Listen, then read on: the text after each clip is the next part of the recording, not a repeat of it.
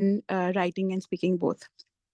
तो मैं आप लोगों को बता देती हूँ कि मैंने क्या टिप्स एंड ट्रिक्स फॉलो की थी और मैंने कितने ड्यूरेशन में प्रिपेयर किया था जिससे मेरे ये वाले बैंड्स आए। तो आई वुड से कि मैंने प्रिपरेशन अपनी स्टार्ट की थी about a month ago before I paid for my test. और उसमें से जो लास्ट के 2 वीक्स थे स्पेशली, उसमें मैंने बहुत मतलब दिल लगा के होल हार्टेडली प्रैक्टिस की थी टेस्ट की। अब बुक्स की बात करूँ जिससे मैंने कंसल्ट किया था, तो मैंने सिर्फ और सिर्फ जो कैम्ब्रिज की आइल्स बुक्स हैं उनको कंसल्ट किया था। आई थिंक सब लोगों को पता होगा जो कि आई कोड गुरु के जो हमारे मॉडरेटर्स और जो लीडर्स होते हैं, सेशन लीडर्स, वो भी बता देते हैं कि डिफरेंट डिफरेंट सीरीज होती हैं जो मैंने की थी। जैसे practice those were from 14 to 17। 18 is the latest one, लेकिन मुझे मिल नहीं पाई थी उस वक्त, तो बस मैंने 14, 15, 16 और 17 ही की थी। चारों मॉड्यूल्स मैंने उसी से प्रैक्टिस किए थे और जो है that is all I practice from. उसके अलावा अगर मैं बात करूँ टिप्स एंड ट्रिक्स की, तो मैं चाहूँगी कि मैं हर मॉड्यूल को इंडिविजुअली डिस्कस करूँ ताकि जिन लोगों को कोई प्रॉब्लम है किसी स्पेसिफिक में उनको आसानी हो जाए। सबसे पहले मैं डिस्कस कर लेती हूँ रीडिंग का। रीडिंग यूजुअली कंसिडर किया जाता है कि सबसे ज़्यादा मुश्किल है, क्योंकि उसमें टाइम मैनेजमेंट करना, उसमें आंसर ढूंढ पाना, उसमें इतने जल्दी जल्दी टेक्स्ट को स्कैन करना और स्किम करना मुश्किल हो जाता है, विच इज़ रिलेटेबल। क्योंकि जब मैंने अपना आइल्स की बुकिंग करवाई थी, तो जिसने करवाई उसे पता होगा कि जब आप करवाते हैं विद ब्रिटिश काउंसिल, तो आपको फ्री के 2 टेस्ट मिलते हैं। It's like a practice test. तो जब मैंने वो किया था for the very first time, I got 20 out of 40 in my reading. And I was really sad कि वाई इज दिस हैपनिंग, मेरे इतने कम मार्क्स क्यों आए हैं, दिस इज़ नॉट डन। फिर जब मैंने आहिस्ता आहिस्ता प्रैक्टिस की, I got my confidence back and I just kept in practicing. That really really help. उससे क्या फ़ायदा हुआ मुझे, उससे मुझे समझ में आया कि मेरी क्या वीकनेसेस हैं, कौन से क्वेश्चन हैं जिसमें मुझे ज़्यादा टाइम लग रहा है, कौन से क्वेश्चन हैं जो मैं जल्दी कर सकती हूँ, या कौन सी टिप्स एंड ट्रिक्स हैं जिससे मैं जल्दी जल्दी स्कैन कर सकती हूँ अपने पैसेज को और अपना टाइम सेव कर सकती हूँ। नंबर वन चीज़ जो मैं बताना चाहूँगी दैट इज़ कि आप सबसे पहले क्वेश्चन रीड करें। ठीक है। अपना जब आपने फर्स्ट पैसेज खोला, there are 3 passages in reading, okay. तो अपना फर्स्ट पैसेज खोला तो go through the questions first. आपको लगेगा ये क्या लिखा हुआ है, क्या बातें हो रही हैं, you won't understand it, but just go through it once. जब आपको आइडिया हो जाए, जब आपने फर्स्ट क्वेश्चन पढ़ लिया, इधर इट्स अ स्टेटमेंट, इधर इट्स ट्रू और फॉल्स, जो भी है उसको पढ़ लें। Then start reading the text, ताकि आपको पता हो कि आप क्या ढूंढ रहे हैं उसके अंदर। ठीक है। थोड़ी देर लगेगी, may be 5-6 minutes, but you'll get hang of it के आप क्या पढ़ रहे हैं, what's the topic, what is about, और आपको समझ में आ जाएगा कि अच्छा इस पैराग्राफ में ये लिखा हुआ है, इस पैराग्राफ में ये लिखा हुआ है, and it would be easier for you to search for the information you are looking for. तो आपको आसानी हो जाएगी। अब इस चीज़ में और कोई आसानी नहीं पैदा की जा सकती, ये आपकी प्रैक्टिस से ही आएगी। तो प्रैक्टिस करना is the very primary thing. आपको प्रैक्टिस करती रहनी है। ठीक है। ज़रूरी नहीं है जो चीज़ें मेरे लिए काम की थी वो सबके लिए काम करें। आप जैसे जैसे प्रैक्टिस करेंगे, you will understand your self, you understand कि अच्छा चलो मुझे इसमें आसानी हो रही है, मुझे इसमें मुश्किल हो रही है, हो सकता है किसी और के लिए उसका अलग, उसका ऑपोजिट हो। ठीक है। ये हो गया रीडिंग का। रीडिंग के अंदर हमारे पास डिफरेंट चीज़ें आती हैं, इट्स ट्रू और false, it's given not given, ये चीज़ें होती हैं, दीज आर वेरी ट्रिकी।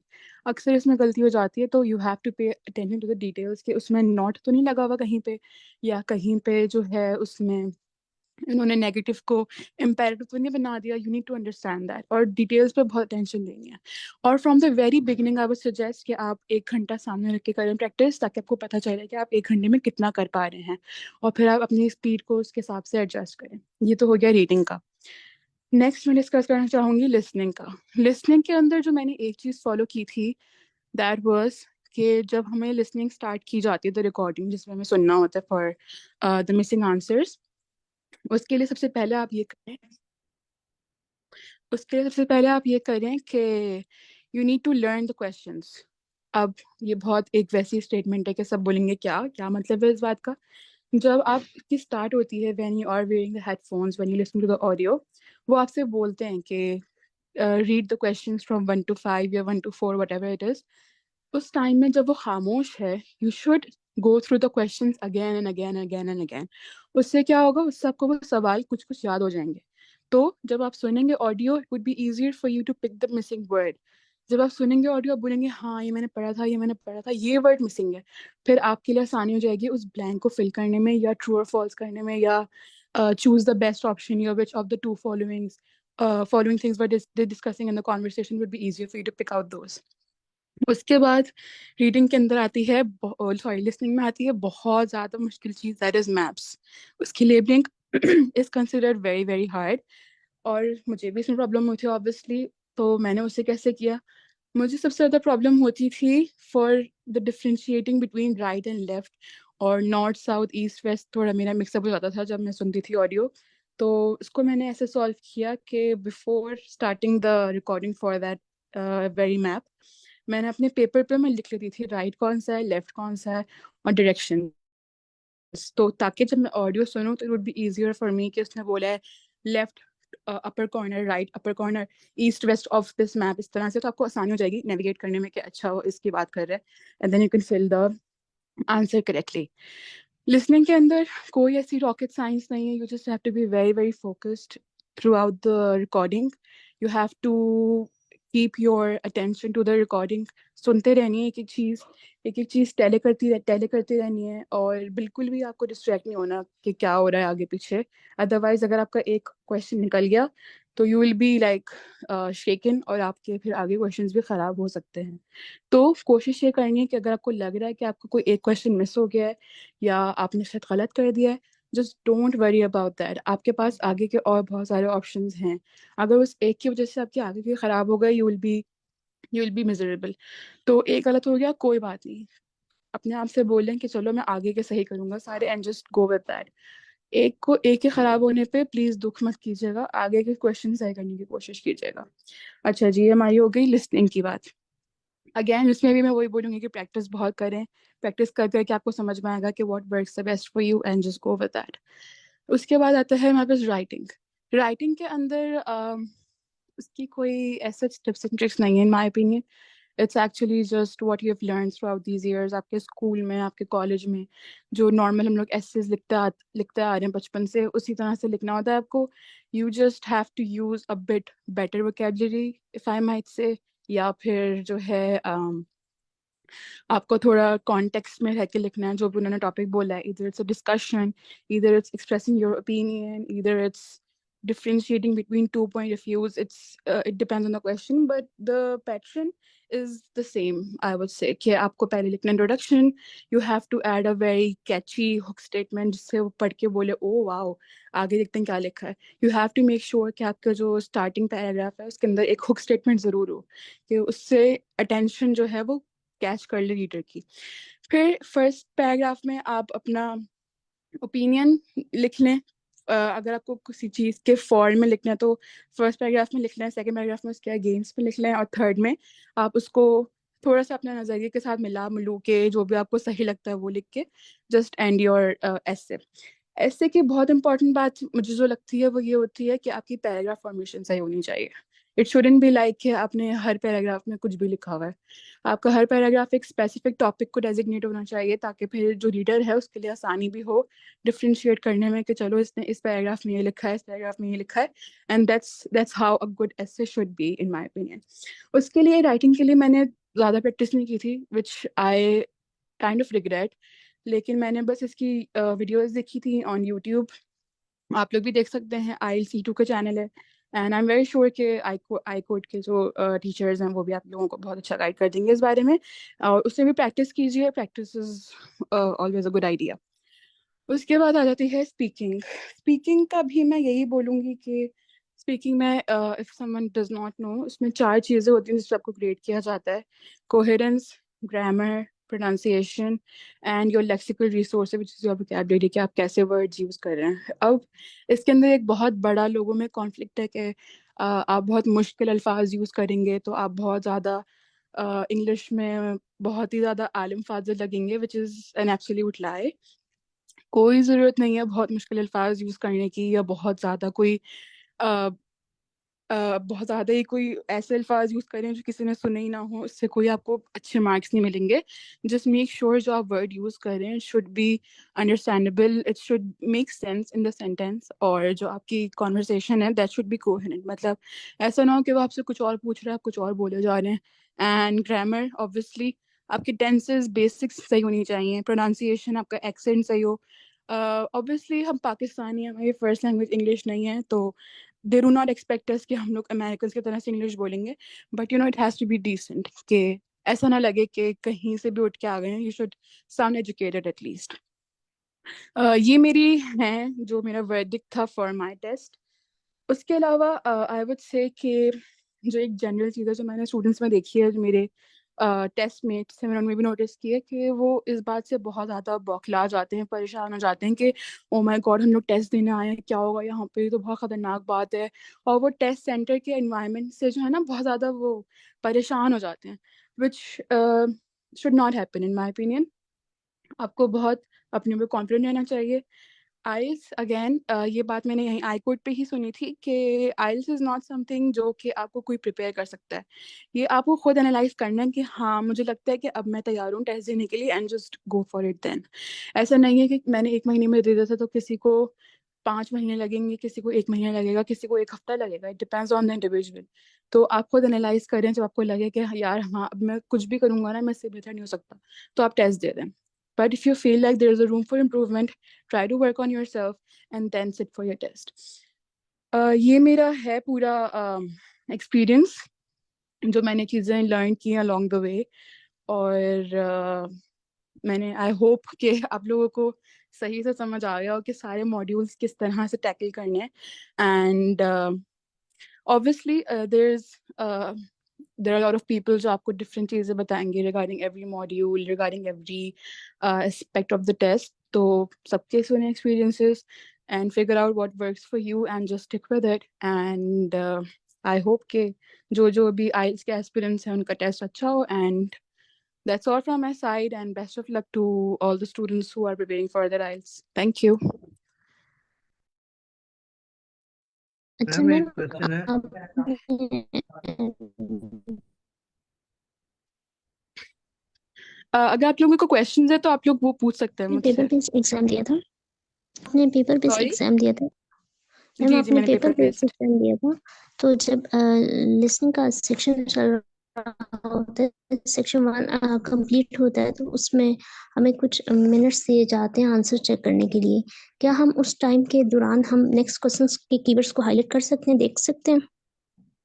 जी जी आप बिल्कुल देख सकते हैं. और आई वुड सजेस्ट कि आंसर चेक करने का कोई फ़ायदा नहीं है.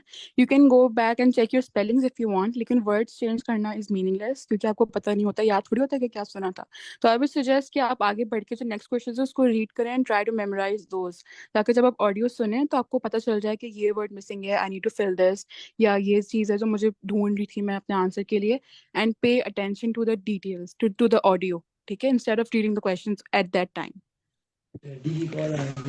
ओके. और मैम, हम जो स्पेस इश्यूज होता है, कुछ फोन नंबर्स होते हैं, फ्लाइट नंबर्स होते हैं, कुछ रेफरेंसेस नंबर, हम उस चीज को कैसे हैंडल करें? उसमें डिफरेंट स्पेसेस डालनी है कि नहीं लिसनिंग के ही वो अंदर? आपको बताते हैं, जब जैसे अगर कोई फोन नंबर है या कोई ऐसी डिटेल है, कोई नेम बहुत मुश्किल सा नाम है किसी जगह का, तो वो पूरा स्पेल करते हैं उसे.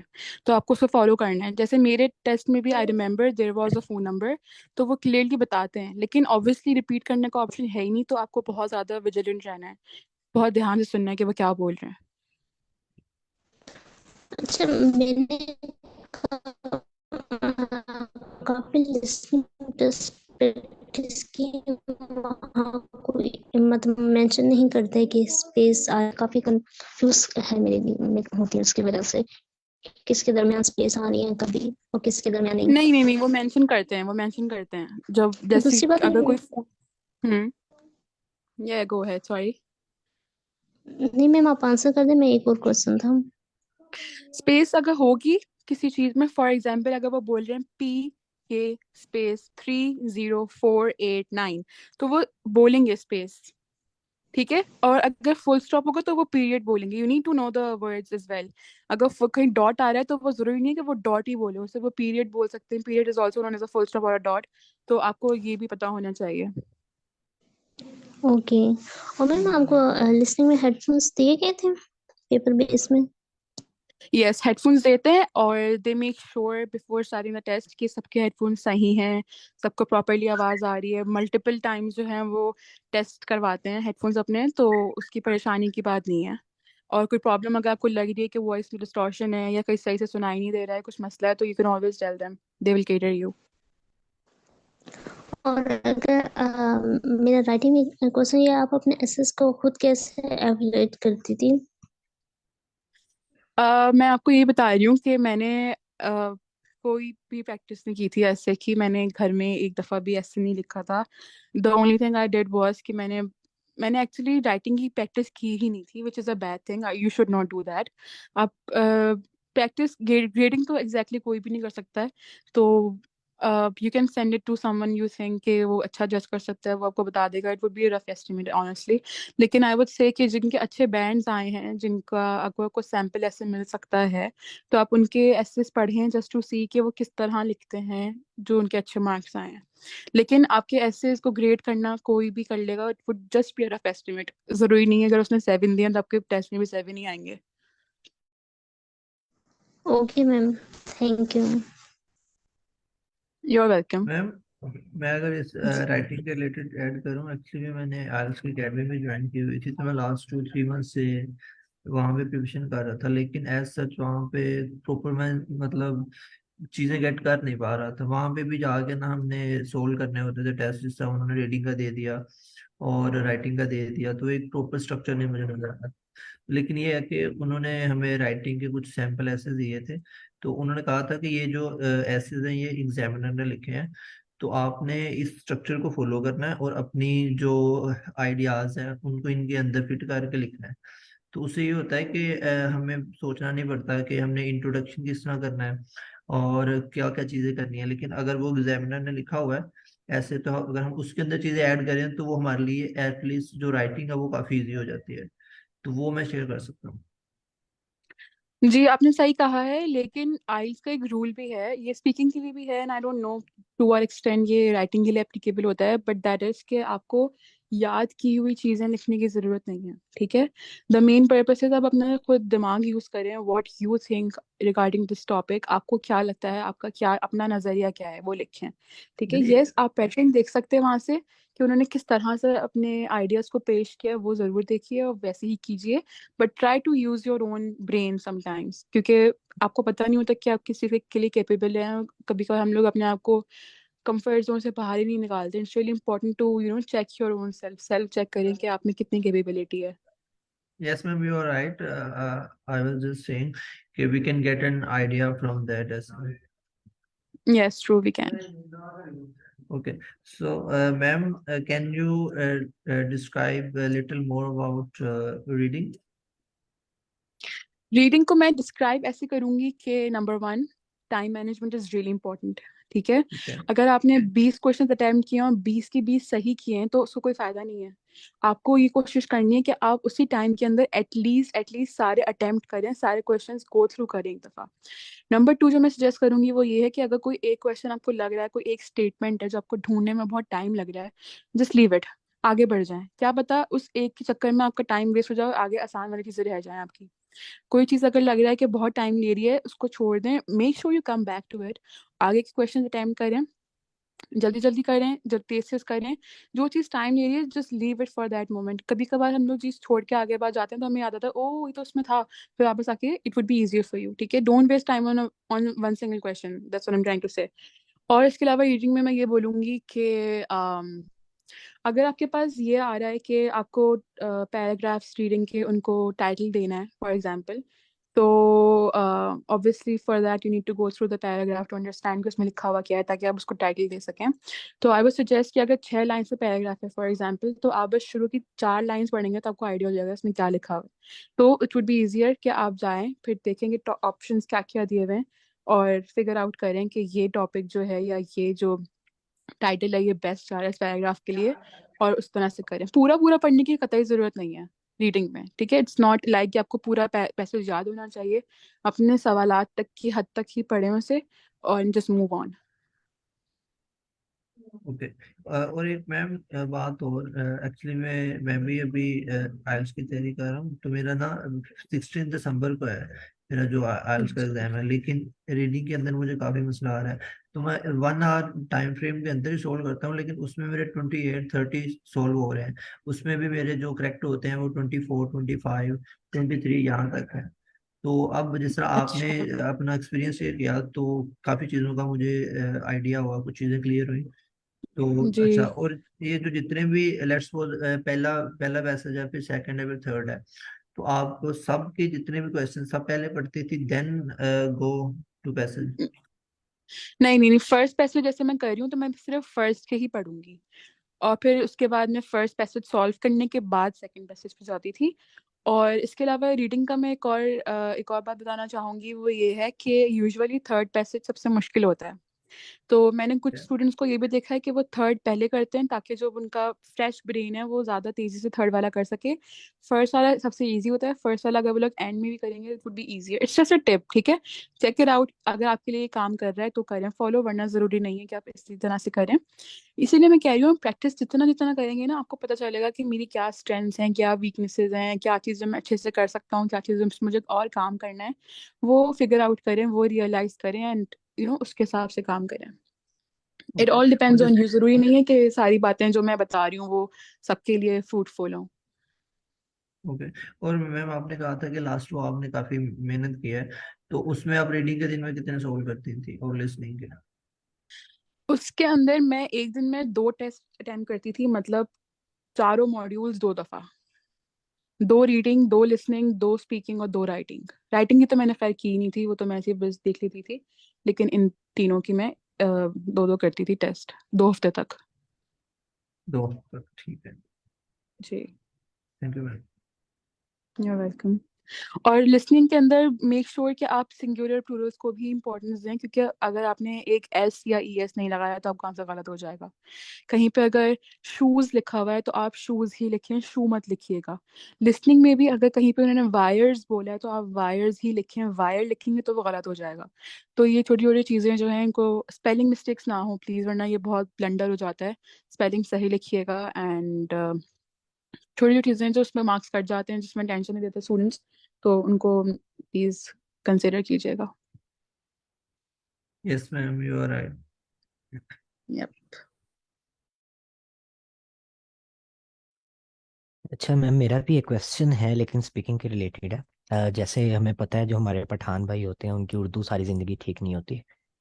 जी ठीक है, कुछ हमारे स्टूडेंट्स ऐसे होते हैं ना जो इस टाइप के एरिया से बिलोंग कर रहे होते हैं, जिनका ना तो एक्सेंट सही तरीके से ठीक होता है, ना प्रोनाउंसिएशन वो सही तरीके से कर पा रहे होते हैं, वर्ड्स को प्रोनाउंस कर पा रहे होते हैं। तो उनके लिए जी आप जी। क्या कहना चाहेंगे? उसके लिए मैं ये कहूंगी कि जो आपका एग्जामिनर उसे पता है कि आप कहाँ से आ रहे हैं। अगर कोई पठान बात करनी शुरू करता है तो पता चल जाता है कि वो पठान है। तो इसमें कोई नेगेटिव मार्किंग नहीं होगी उसकी, कि अगर वो कोई वर्ड अगर डिफरेंटली प्रोनाउंस कर रहा है तो। क्योंकि मैंने जिस साथ स्पीकिंग प्रैक्टिस की थी, जो मेरा स्पीकिंग पार्टनर था, मैंने एक शुरू के कुछ दिनों तक की थी प्रैक्टिस, वो पठान था, और बिल्कुल जो कट्टर पठान होते हैं वैसा था, और उसका एक्सेंट बिल्कुल पठानों वाला ही था। बट उसकी भी 7 बैंड्स आए स्पीकिंग में, मेरी भी 7 बैंड्स आए, तो it does not really make a difference in my opinion. उनको पता होता है कि आप कहाँ से आ रहे हैं, आपका क्या है बैकग्राउंड वो। और पठान या पठान क्या, कोई भी डिफरेंट अगर कोई ऐसा है, इवन इटालियंस को भी देखें हम लोग, या फ्रेंच को भी देखें, तो उनकी इंग्लिश एक हद तक ही बन सकती है प्रोनाउंसिएशन वाइज, एक हद तक ही बन सकती है अमेरिकनाइज्ड और इस तरह से। तो वो लोग एक्सपेक्ट भी नहीं कर रहे होते कि हमारा एक्सेंट बिल्कुल ही अंग्रेजों वाला हो जाए, जो कि पॉसिबल भी नहीं है। ठीक है, इसका मतलब कि कोई भी पर्सन हो वो आसानी से आइल्स को प्रिपेयर करके टेस्ट अटेम्प्ट कर सकता है, तो उसे टेंशन की जी जरूरत नहीं है। बिल्कुल। बस एज फार एज आपका जो आपने बोला है वो समझ में आ जाए उसे, कि आपने कौन सा वर्ड यूज किया है, ऐसा ना लगे कि कुछ और वर्ड बोला है आपने, कुछ और बोला हो, वो थोड़ा सा मसला हो जाएगा। लेकिन एक्सेंट से और उससे कोई फर्क नहीं पड़ता मेरी नज़र में, आई थिंक ना पढ़ना चाहिए। ठीक है, जबरदस्त। Thank you so much ma'am Yusra, आपने काफ़ी इन्फॉर्मेशन दी हमें आइल्स के लिए प्रिपरेशन के लिए। तो इंशाल्लाह हम कोशिश करेंगे कि आपके इंस्ट्रक्शंस को फॉलो करें और हम भी अच्छा बैंड सिक्योर कर लें। Thank you so much for having me, thank you.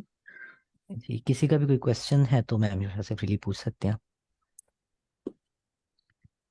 Ma'am इसके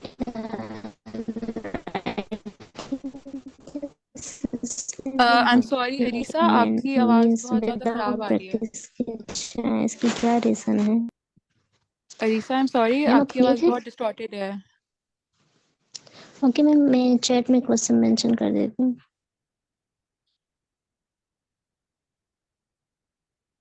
और कोई पर्सन जिसका क्वेश्चन हो?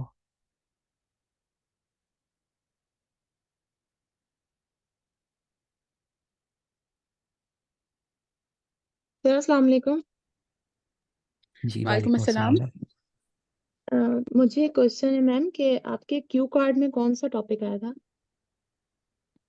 मेरा स्पीकिंग पार्ट 2 के अंदर क्वेश्चन आया था कि describe a problem you faced recently while using computer, what did you learn from that problem, how did you solve that problem, and describe the problem.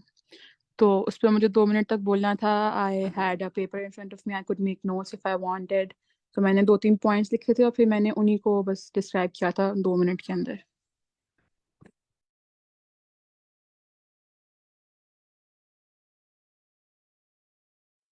How was your overall experience कि कौन सा आपको जो है part ज्यादा difficult लगा और कौन सा बहुत इजी था जिस पे आपको फोकस आपने ज्यादा किया था पर नहीं करना चाहिए था?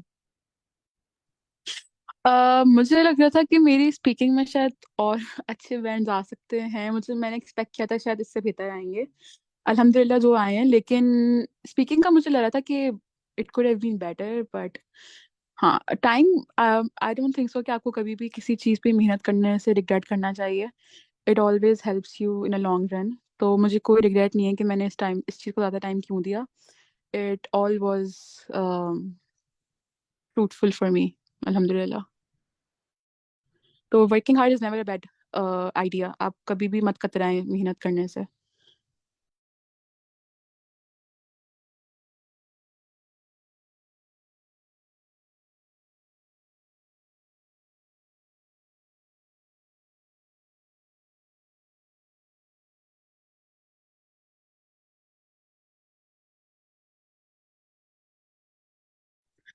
टू आंसर अरीसा's क्वेश्चन जो उन्होंने चैट में भेजा है, अरीसा, राइटिंग अच्छी करने के लिए मैंने अभी जो बात बताई है वही बात है। इसमें कोई इतनी ज़्यादा वैसी बात नहीं है। जो आपने स्कूल सब गए होते हैं, स्कूल में इंग्लिश में एसेज भी सब लिख रहे होते हैं। क्लास 2 से 3 से लिखना शुरू कर देते हैं हम लोग एसेज, ठीक है।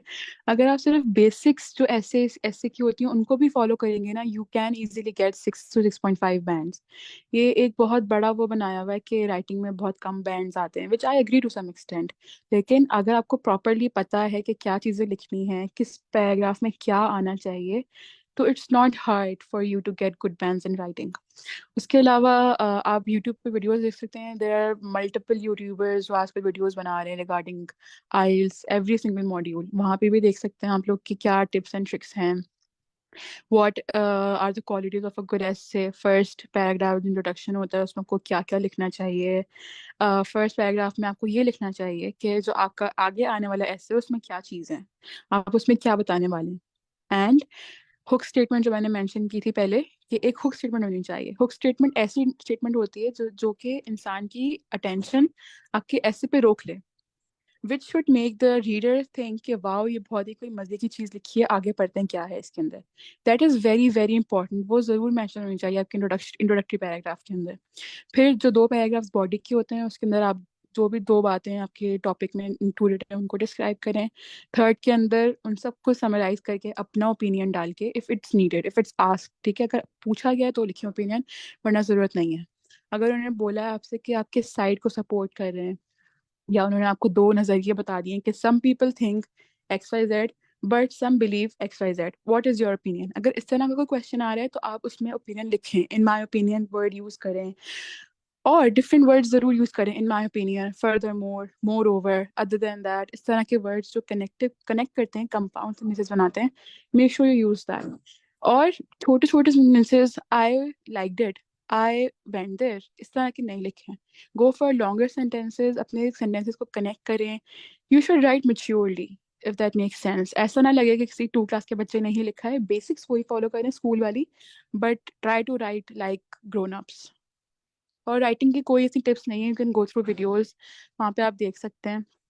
इंग्लिश अच्छी यूज़ करें, अपनी पंचुएशन मार्क्स का ख्याल रखें, कॉमा कहाँ पे लगाना है, अपॉस्ट्रोफी एस कहाँ पे लगाना है, कहाँ पे सिंगुलर यूज़ करना है, कहाँ पे प्लूरल यूज़ करना है।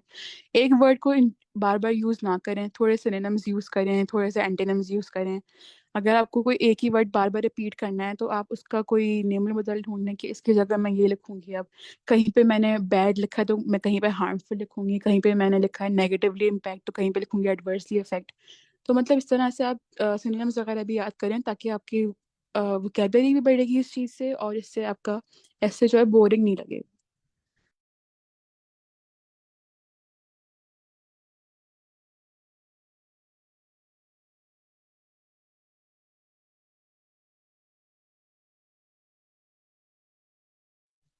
और कोई क्वेश्चंस हैं अगर किसी के तो प्लीज यू कैन आस्क मी।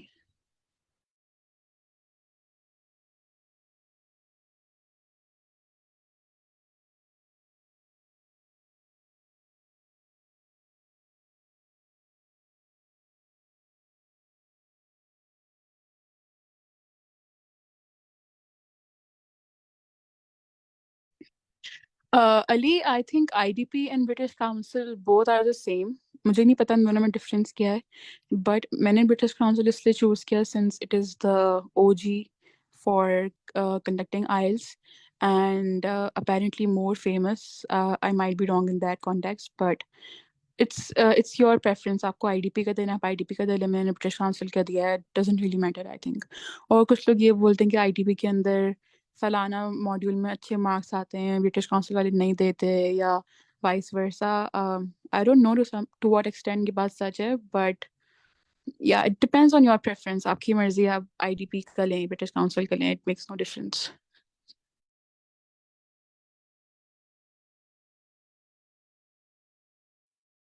और मैम एक और क्वेश्चन है रीडिंग के रिलेटेड। अब जिस तरह 3 पैसेज होते हैं, तो जो पहला पैसेज है तो उसमें अगर हम कंप्लीट पैसेज ना भी पढ़ें तो वो इजीली मिल जाते हैं। तो अब जो दूसरा पैसेज है उसमें वो मैचिंग हेडिंग वाला होता है, तो वो तो डेफिनेटली हमें कंप्लीट पढ़ना पड़ता है। और जो थर्ड वाला है, तो आपके ख्याल में उसको भी कंप्लीट पढ़ना पड़ता है, या just we have to use skim and scan skills to find? कि मैं स्कैन स्किल्स तो तीनों में इस्तेमाल होनी है, तो इससे कोई फर्क नहीं पड़ता कि आप फर्स्ट पे, सेकंड पे या थर्ड पे। डिफिकल्टी लेवल यस वो वेरी करता है पैसेज टू पैसेज, लेकिन तीनों में आपको स्किल्स सेम ही यूज करनी है। लेकिन थर्ड वाले में ऑब्वियसली चीज थोड़ी छुपी हुई मेंशन की गई होगी, फर्स्ट वाले में थोड़ी जाहिरी तौर पे मेंशन हुई हुई होगी, बस ये फर्क है। और इसके अलावा आपको, जो मैंने पहले बात बोली थी कि आपको सिनोनिम्स पता होने चाहिए, क्या पता उन्होंने किसी और तरह से उस जुमले को लिखा हो, किसी और अल्फाज में मेंशन किया हो, आप किसी और अल्फाज को ढूंढ रहे हो, इट कैन बी हार्ड। और एक और बात जो मैंने फॉलो की थी, दैट वाज कि अगर कोई ऐसा वर्ड है जो कि थोड़ा मुश्किल सा है, या कोई ऐसी चीज़ जिससे मैंने निशानी लगानी है, तो मैं उसे अंडरलाइन कर लेती थी। कि जैसे अगर मेरा पूरा पैसेज ही किसी कॉबलर के बारे में, मोची के बारे में, और शूज़ की बात की जा रही है उसमें, और मैंने क्वेश्चंस रीड किए तो मुझे लगा शाइनी शूज़ की बातें बहुत, क्वेश्चंस बहुत हैं, तो मुझे जहाँ जहाँ नजर आएगा शाइनी शूज़, मैं उसे अंडरलाइन कर लूँगी, ताकि जब मैं वापस से रीड करूँ तो मुझे आसानी हो जाए ढूंढने में कि यहाँ यहाँ मैंशनड है, तो मेरी हो सकता है जवाब कहीं इधर ही छुपा हुआ हो। करते हैं। और मैम ये जो तीनों पैसेज है, तो इनको कंप्लीट पढ़ने की तो जरूरत नहीं होती ना? ये आपको खुद जज करना पड़ेगा कि सवाल कैसे कैसे आए हैं, ज़रूरत है या नहीं है। अगर पैराग्राफ्स के टॉपिक्स डिसाइड करने वाला या पैराग्राफ्स को टाइटल देने वाला होगा तो आपको पढ़ना पड़ेगा ऑलमोस्ट पूरा पैसेज ही। लेकिन अगर आपके सिर्फ ट्रू और फॉल्स हैं, या ये लिखा हुआ है कि ये स्टेटमेंट कौन से पैसेज में है, तो भी आपको ऑलमोस्ट पूरा ही पढ़ना पड़ेगा। तो बस स्किम तो पूरा करना ही करना है, बस मेक श्योर कि आप टाइम पूरा कर लें अपना। रीडिंग में मसला ये होता है कि चीज़ें मुश्किल नहीं होती, लेकिन टाइम के साथ करना, that is the real hurdle I believe. तो अगर आपने उससे टैकल कर लिया है, जो कि सिर्फ प्रैक्टिस से ही होगा, तो it's easier for you to ace your test. Okay. और मैम जैसे आपने बताया था कि आपने 2 वीक्स कंसिस्टेंट मेहनत की थी, तो अब लेट्स सपोज उसमें अब आपने एक दिन के अंदर 2 रीडिंग के पैसेज किए हैं, तो आप उनको इकट्ठे करती, लेट्स सपोज एक आपने कभी कंप्लीट किया तो उसके बाद फौरन कर ले, या मतलब पाजेस के साथ पूरे दिन में कर रही होती थी आप? नहीं, मैंने लगातार नहीं किया कभी भी। इवन मैं ये मशवरा दूंगी कि आप लोग टेस्ट से पहले जो है, जैसे अगर आप लोग 1 महीने से 1 महीने के लिए तैयारी कर रहे हैं, तो आप हर वीक के एंड में, जैसे सैटरडेज को, एक पूरा टेस्ट जिसमें चारों मॉड्यूल्स इंक्लूडेड हैं, वो पूरा टेस्ट एक साथ वन सिटिंग में अटेम्प्ट करें, ताकि आपका जो ब्रेन है उसकी फंक्शनिंग है वो उस पर ट्रेन हो जाए कि उसको इतनी देर तक फोकस रहना है ड्यूरिंग द टेस्ट। इससे आप अपनी प्रैक्टिस माइंड की भी करेंगे और अपनी स्किल्स की भी करेंगे, क्योंकि ऑब्वियसली इंसान थक जाता है कुछ देर बाद, तो ये भी ज़रूर कीजिएगा। लेकिन जो मैं करती थी प्रैक्टिस, नहीं, मैं थोड़े थोड़े गैप से करती थी, और जो टेस्ट है उसमें भी थोड़े थोड़े गैप्स मिलते हैं। जैसे रीडिंग हुई है आपकी, तो उसके बाद आपको 5-10 मिनट मिलेंगे कि आप पानी पी लें उसके अंदर, या थोड़ा सा रिलैक्स हो जाएं, थोड़ी सी बॉडी स्ट्रेच कर लें, फिर उसके बाद आपका नेक्स्ट मॉड्यूल स्टार्ट होगा। और मैं घर में भी ऐसे ही करती थी कि मैंने लिसनिंग की है तो मैं फिर आधा घंटा कुछ खाने पीने चली गई, या थोड़ा सा रिलैक्स उधर उधर चली गई, फिर उसके बाद मैंने रीडिंग किया, फिर उस तरह से थोड़ा गैप लेना is important, and I highly suggest कि आप लोग भी लें। Okay ma'am, thank you so much. You welcome.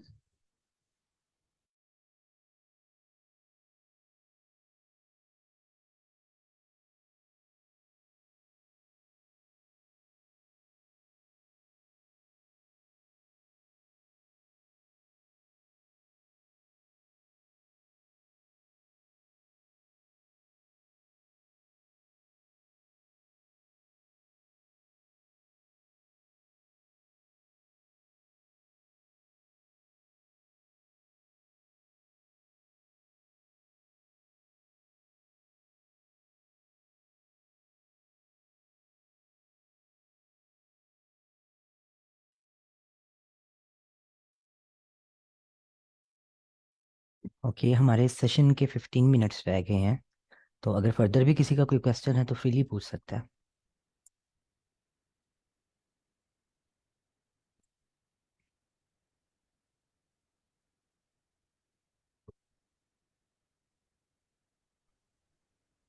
मेरा एक क्वेश्चन था कि जो ये टेस्ट वगैरह होते हैं ये नेट पे अवेलेबल होते हैं, कहाँ से ये मिलते हैं? साइट वगैरह से लेते हैं, डाउनलोड करते हैं?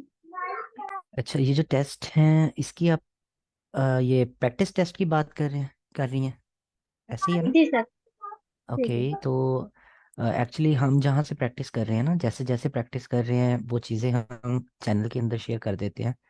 ठीक है, तो हमारे पास क्या है जी, सॉफ्ट में कैम्ब्रिज की बुक्स हैं, वो हम शेयर कर रहे हैं, तो आप भी वो एक्सेस करके अपनी प्रैक्टिस कर सकती हैं। सर ये बुक्स पिन हुई हुई है चैनल पे या वैसे शेयर करते हैं? ये हम चैनल के अंदर शेयर करते हैं, आप थोड़ा सा स्क्रॉल करेंगे ना तो आपको लिंक मिल जाएगा। ठीक है, तो उसमें उस पर आप क्लिक लिसनिंग करके का भी ड्राइव होता का, है? गूगल ड्राइव का लिंक होगा, उस पर आप क्लिक करके ना बुक को एक्सेस कर सकते हैं, क्योंकि हम डायरेक्टली अवॉइड कर रहे होते हैं स्लैक पे पीडीएफ शेयर करने से, क्योंकि स्लैक की कुछ पॉलिसीज ऐसी हैं ना। सही है। तो इसमें वो लिसनिंग का कैसे होता है? लिसनिंग का कैसे करते हैं? अच्छा, लिसनिंग का IELTS master, I think so, yes, यही वेबसाइट थी, नाम था। तो वहाँ से भी बड़ी अच्छे से प्रैक्टिस हो जाती है। वहाँ पे हमें एक ऑडियो, जिस तरह म्यूजिक प्लेयर होता है ना, उस पर एक प्ले बटन दिया होता है, और फिर एक वॉल्यूम का और कुछ फीचर दिए होते हैं, उस पर भी उसी तरह फीचर्स दिए होते हैं, और नीचे क्वेश्चंस हैं, हम इजीली उसको सुनकर क्वेश्चंस का आंसर ढूंढ सकते हैं। और फिर उसके नीचे चले जाएं तो शो आंसर आंसर का भी ऑप्शन मिल जाता है, जिसके थ्रू हम देख सकते हैं कि हमने कितने आंसर्स ठीक कर लिए और कितने रॉन्ग है हमारे। ठीक है, सही है, ठीक थैंक है, यू सो और मच। ऑडियो, हाँ, और उधर सबसे बड़ा फायदा ये है कि अगर एक चीज़ की समझ नहीं आ रही तो हम बार बार पीछे रिवर्स करके सुन सकते हैं वहां से, तो अच्छी प्रैक्टिस हो जाती है।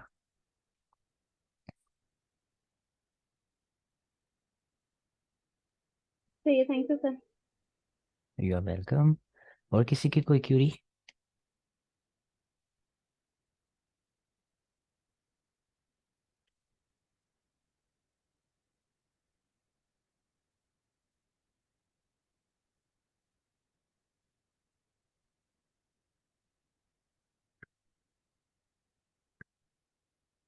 अच्छा मैम युसरा, आप अपना इंट्रोडक्शन दे सकती हैं कि आपने कौन सी डिग्री की हुई है, किस सब्जेक्ट में की हुई है, और स्कॉलरशिप को सिक्योर करने के लिए आपने अपनी प्रोफाइल में क्या क्या चीज़ें ऐड की हैं, ताकि आपके सक्सेस के चांसेस बढ़ जाएं।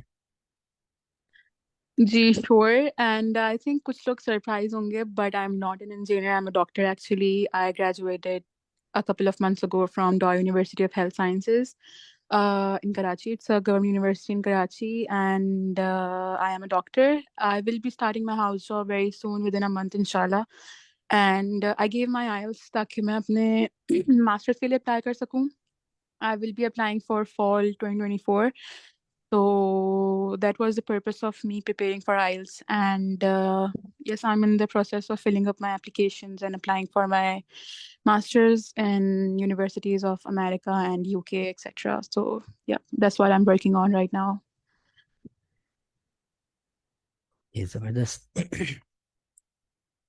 तो हमारे साथ मैम अरीसा भी मौजूद है. मैम अरीसा, आप थोड़ा सा बता सकती हैं कि आप अपनी प्रोफाइल को स्ट्रॉन्ग करने के लिए क्या कर रही हैं और आपने कब अप्लाई करना है?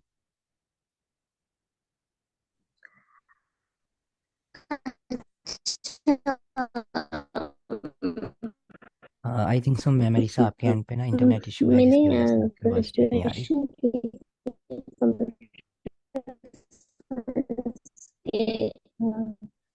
21 में, उसके बाद अच्छा मुझे चेंज करने दें. ओके, कोई बात नहीं. उतनी देर मैम आसिया, आप थोड़ा सा बता सकती हैं कि आप किस तरह चीज़ों को लेके चल रही हैं?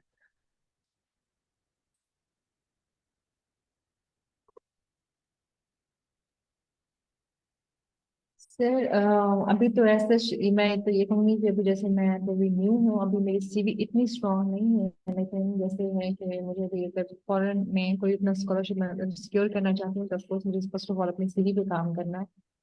तो इवन कि अभी हम आज की प्रिपरेशन कर रहे हैं, इसके साथ साथ लाइक थोड़े से कुछ प्रोजेक्ट्स जैसे होने चाहिए उनके ऊपर, और कुछ कंपटीशन है, जैसे हम हैकाथॉन्स की बात करते हैं तो मेरा वैसे फर्स्ट प्रायोरिटी वो चीज़ें भी हैं आइट्स के साथ साथ.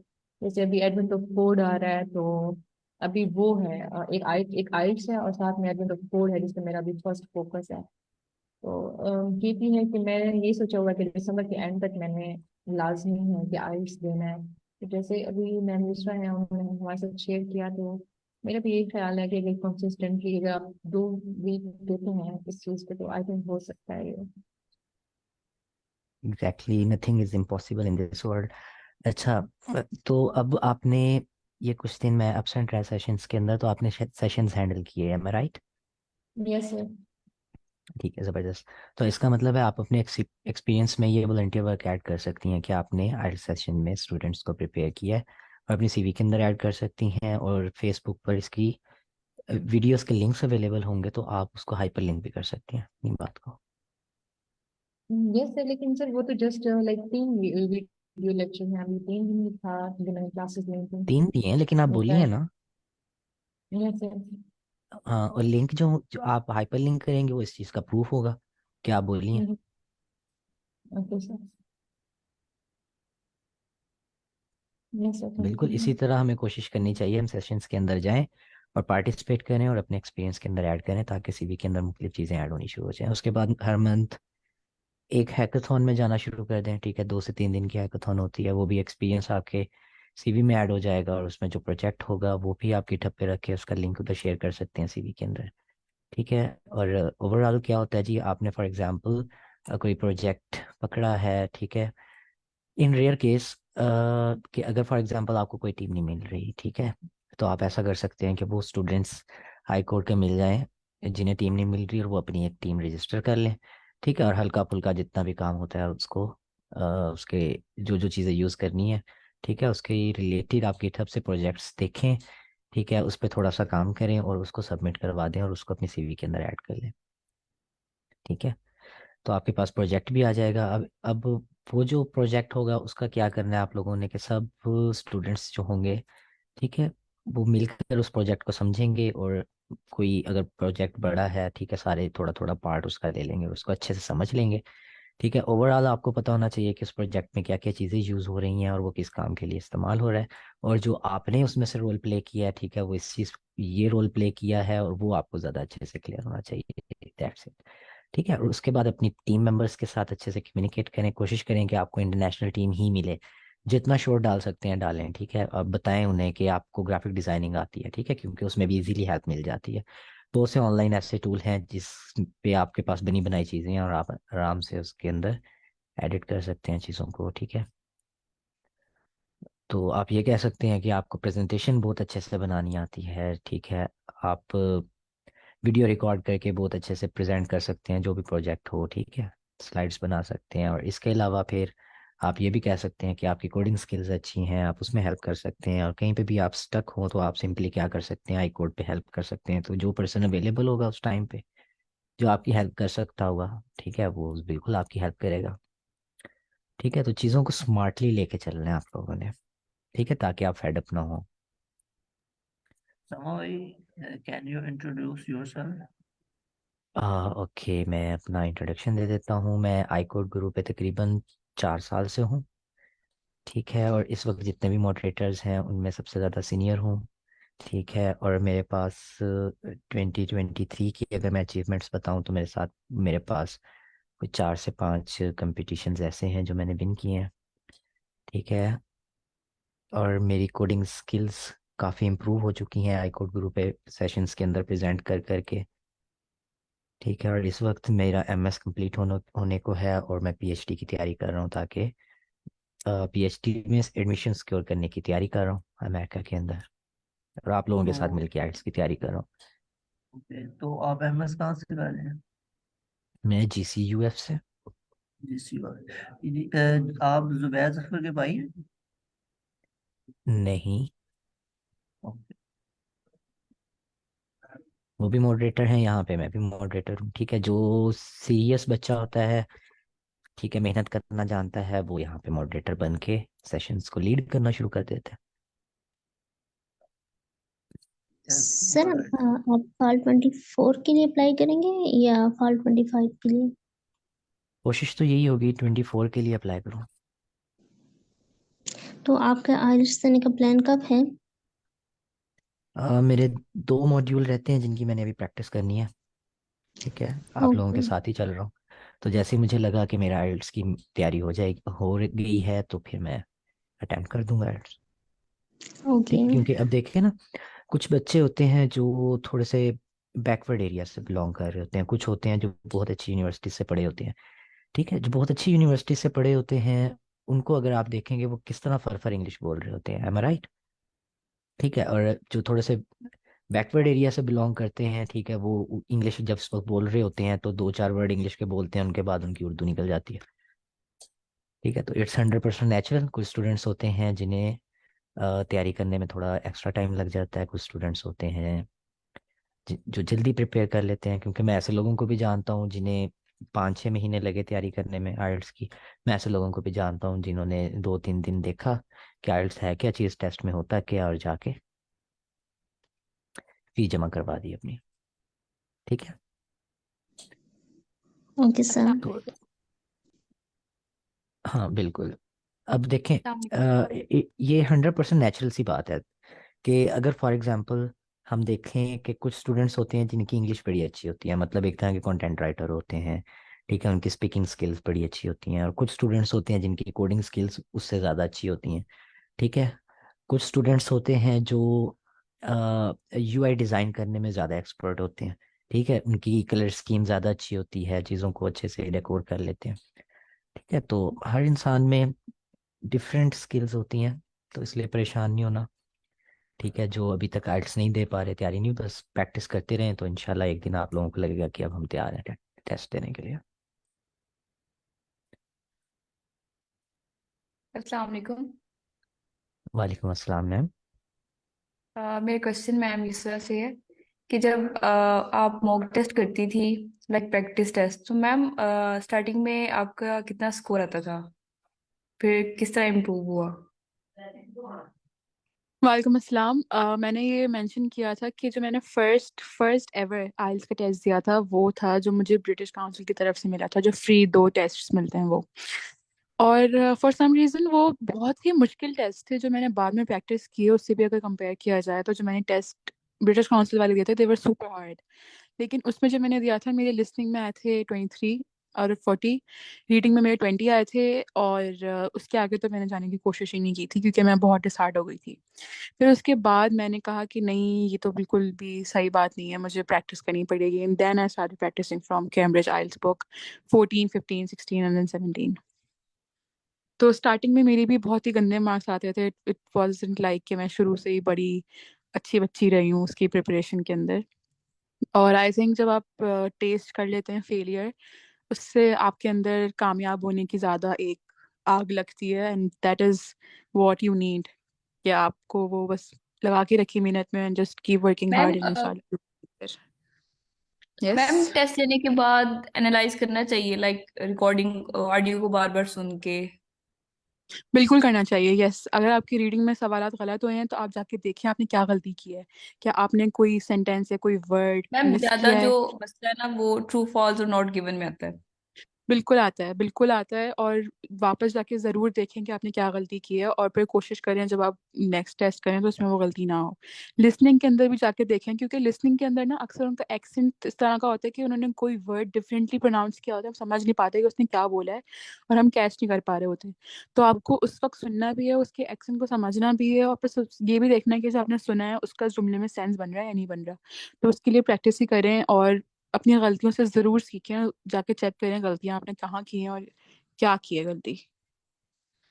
यस मैम, वो कुछ होते हैं ना जैसे डोंट है, वजंट, इस तरह के, वो भी पहले नहीं समझ एग्जैक्टली आते थे वही मैं लेकिन। कह रही थी कि आपने कोई नॉट तो जी मिस जी। नहीं कर दिया, या कोई आपने हम्म। वाई वॉट तो मिस नहीं कर दिया। ये बहुत ज़रूरी है देखना।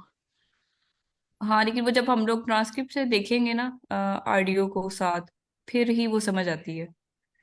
बिल्कुल, आप वापस जाके देख सकते हैं बिल्कुल। और जैसे जो होस्ट उसामा है उन्होंने बताया, जो आइल्स उन्होंने जो वेबसाइट बताई रीडिंग के लिए वो लिसनिंग के लिए, वहाँ से भी कर सकते हैं। लेकिन मैंने ऐसे किया था कि जैसे मेरे पास बुक्स थी पीडीएफ्स, तो मैंने पीडीएफ खोला अपने आईपैड के अंदर, लैपटॉप के अंदर, और फिर आप ऑडियो यूट्यूब पे सारी अवेलेबल होती हैं,